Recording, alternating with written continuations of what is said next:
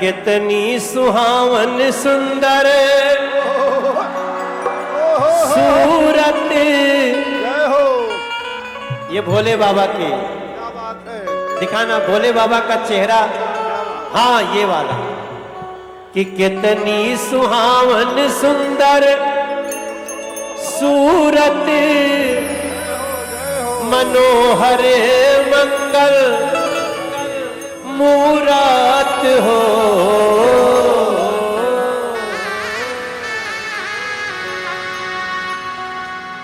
कितनी सुहावन सुंदर सूरत, मनोहर मंगल मूरत हो।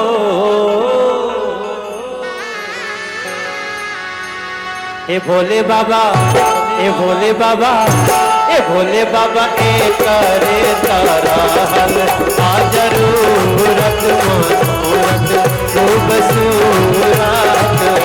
ए भोले बाबा ए करे ताराहल आ जरूरत मूरत खूब सूरत हो।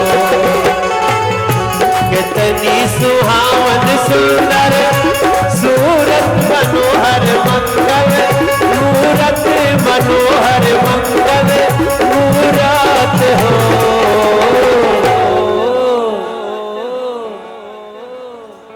अब देखा सब कोई कहता, जय हो। हम अगर कहतनी तो का कहब?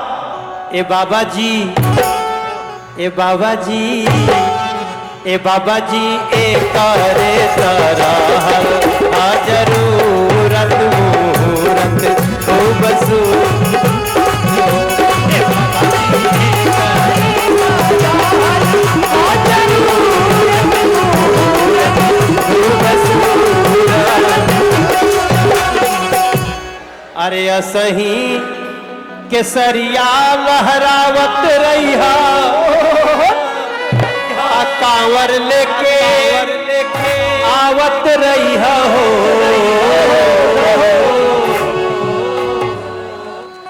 अब मान लो कोई मेहरारू अपने पति के कहतिया कैसे कहतिया तो का कही?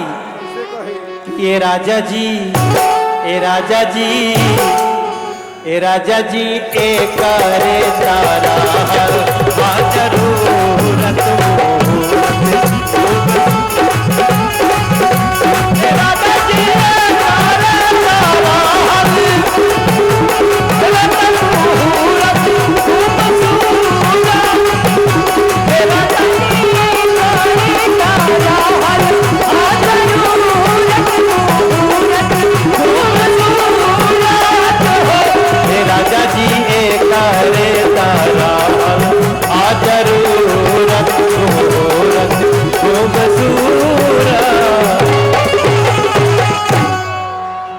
अरे हमरा बुझाता बबुआ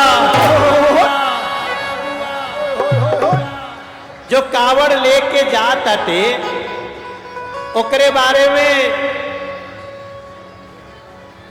गांव घर के माई कही, दादी कही कैसे कही?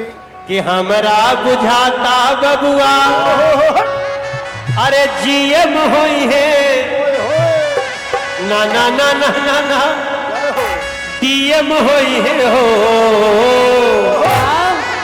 और ये मैंने देखा है क्या देखा? महाराज जी, पाल जी, मैं 7 साल सुल्तानगंज से जल उठा के और 120 किलोमीटर पैदल चल के हमने बाबा को जल ढारा जीवन।